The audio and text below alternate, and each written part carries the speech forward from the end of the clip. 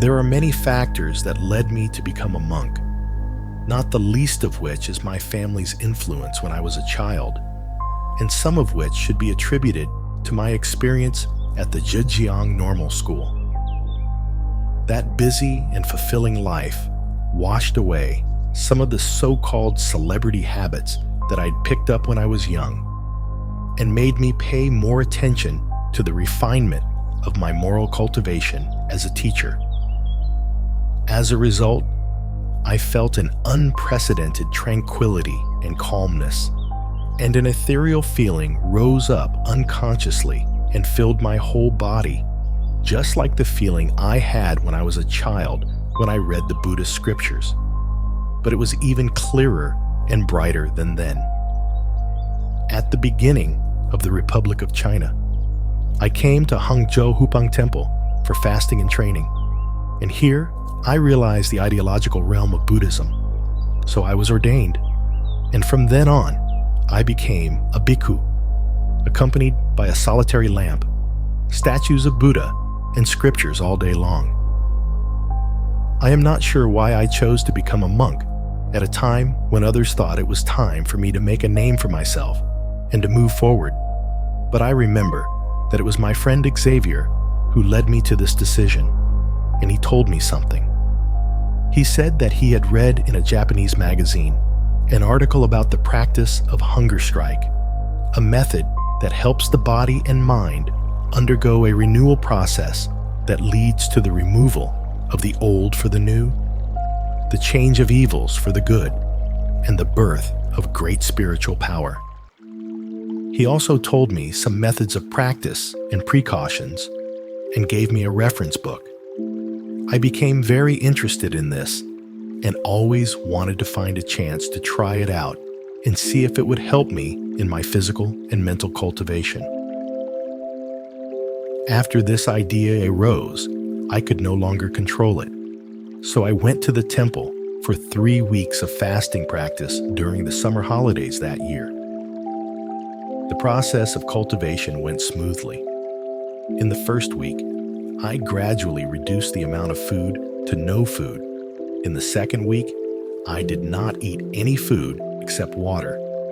And in the third week, I gradually increased from porridge to a normal diet. During the period of fasting, I did not suffer any pain, nor did I feel any discomfort, nor did I have any feeling of emaciation or weakness. On the contrary, I felt that my body and mind had become much lighter and more ethereal, and my heart's sensibility had become more sensitive than before, and I had a great deal of literary and insightful power, which made me feel as if I had been transformed into a new person.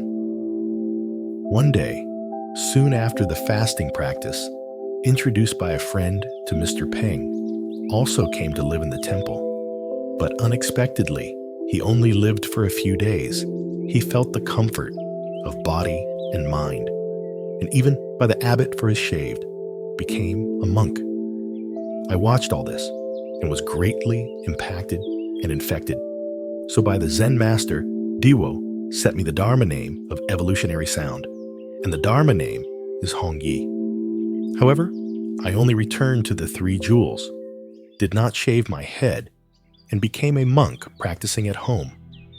I had wanted to live in the temple and practice as a monk because I had also considered the difficulties of becoming a monk.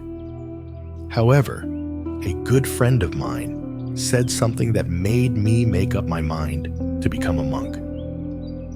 After I had become a monk and was living in the monastery, my good friend repeatedly invited me to teach at the Nanjing Higher Teachers School, and I could not resist. So I traveled frequently between Hangzhou and Nanjing, sometimes several times a month.